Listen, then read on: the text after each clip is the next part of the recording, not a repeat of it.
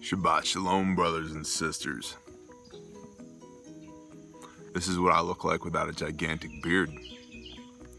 And I'm bleeding from a hole in my hand. Not terribly bad though. There we go.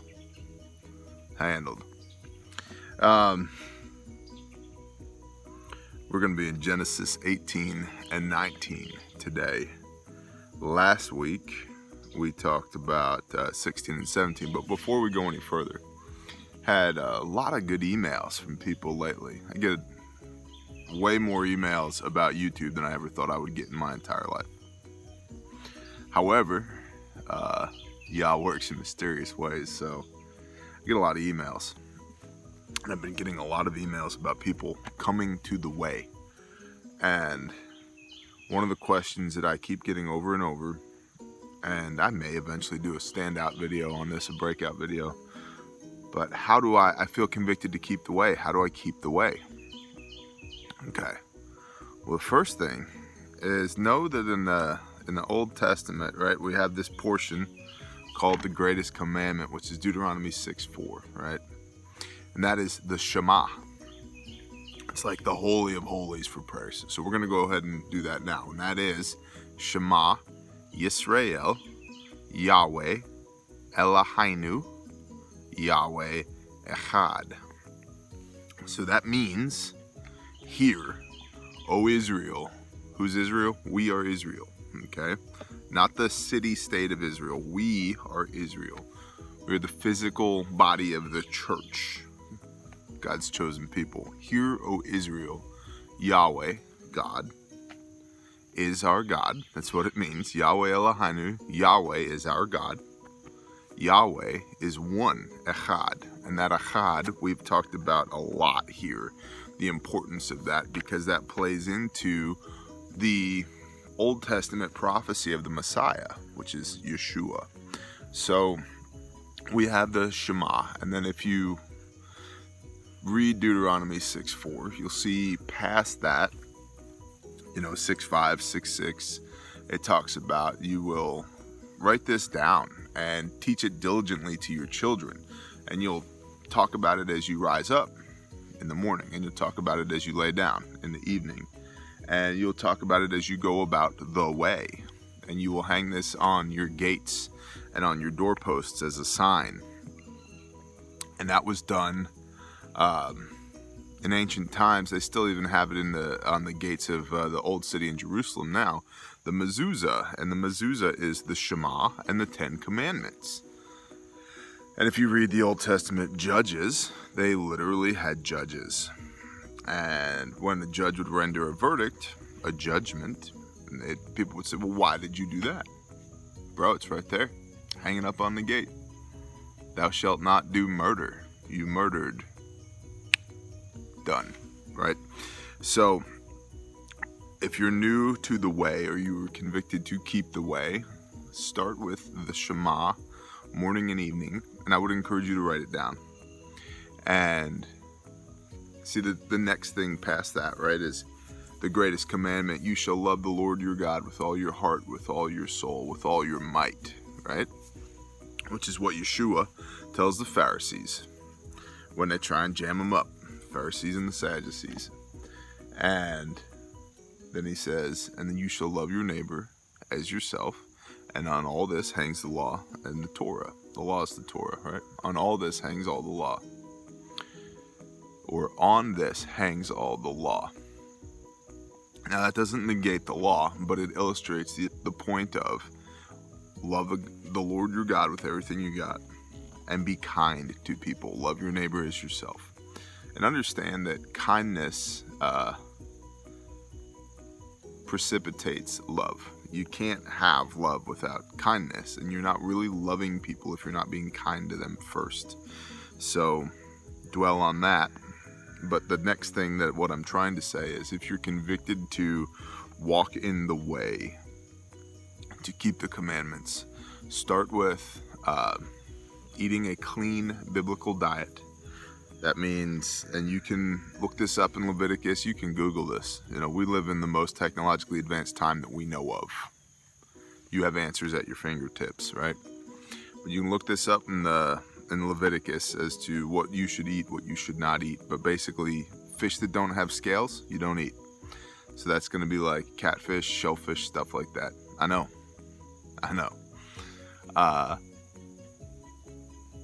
You don't eat swine, pork. Okay, really, you don't eat any land animal unless it has a split hoof, chews the cud, right, and has a 4-chambered stomach. So those are going to be ruminants. That's like goats, sheep, deer, cattle, oxen, bison, a couple other animals, right? The yak. Right, but by and large, you're talking beef here in America. Beef, sheep, goat, deer. Deer's a big one. But no piggies. Okay, and then you keep the Sabbath. Okay, you keep the Sabbath sanctified and set apart. Sanctified literally means set apart. Holy is a transliteration of the word sanctified. So when something is holy, it is set apart. So you set the Sabbath apart. You observe the Sabbath. It's one of the 10 commandments that most people just completely ignore. So you observe the Sabbath. And the way that you do that, bullet points here. Again, this is all in Leviticus. It's all in the Tanakh, the first 5 books of the Bible. And of course, this one chicken is like, oh, we're doing YouTube? Here I come. He's literally running right at me right now. The rest of them are all over there on the other side of the barn. This one ran right over to me. Thank you, chicken. If you start gobbledygopking, I'm throwing things at you. Shabbat is about rest. The Sabbath was made for man. Man was not made for the Sabbath. So it's about resting. It's about reading the Word. I used the Sabbath as a day for me to instruct my family. We read the Word together. And that's like our weekly Bible study together. You are instructed to do no work. A lot of the laws about Shabbat, about the Sabbath, are do no work. Should I kindle a fire? Can I kindle a fire? Can I not kindle a fire? It's about doing work, okay? And a lot of people try and game this system based upon what's considered work and what's not considered work. My benchmark for what is work is if it makes me go, that's work. If not, it's not work. If I start something that I don't consider work and halfway through it I go, I set it down and walk away because that's work, and we don't do work on the Sabbath. We're not to handle money or do business on the Sabbath. And a Sabbath day journey nowadays, I think the modern interpretation of is no more than a half a tank of gas. Because if you're not going to do business or handle money, you can't be buying gas on the Sabbath, which means don't drive any farther in one direction than you can turn around and drive home again without buying gas. So, observe the Sabbath. And the last is keep the feasts. These are kind of the big 3 on the Torah, the way. Keeping feasts is, it's real easy. Again, there's Google, man. There's several, and you can go to, I think it's Leviticus 23, is where you find the outlines for all of the feasts. We just had Yom Teruah, which is Yom being the day. Yom means day of. And Teruah is the sound that the trumpets make, the shofar, the sound that it makes. So the day of the sound of trumpets was Thursday. And by the time y'all see this, we'll be into Sukkot, Feast of Tabernacles, this is our booth, our tabernacle behind us right here. So Sukkot is coming up, right? And then just look up feasts, biblical feasts. There's lots of them. And there are people far smarter than I am that know this stuff better than I do. So if you're new to the way, here we are 10 minutes in. Okay, if you're new to the way, the big three that you should be doing is clean, biblical eating, keeping the Sabbath, and keeping the feasts. There's literally in the New Testament a question of when the Gentiles start believing in Yeshua, the Jews are like, what do we do with these people? So they're given some very basic instruction. Basically refrain from doing pagan stuff. And then, like, don't eat animals that have been strangled, don't drink blood, don't fornicate. Shut up, bird. And there's one other one, I don't remember what it is.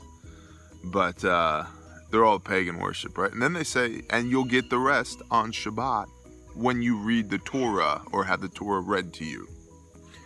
So that's what you do on Shabbat, right? You get the basics down, and then you let the Ruach HaKodesh, the Holy Spirit, guide you from there in this word.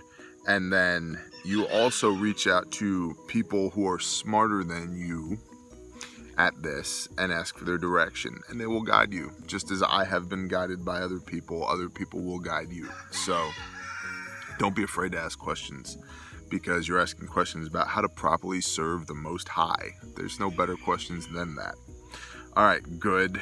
That should probably be a standalone video. In fact, I'll probably chop this. What's this? 11, right about 11:30. Okay.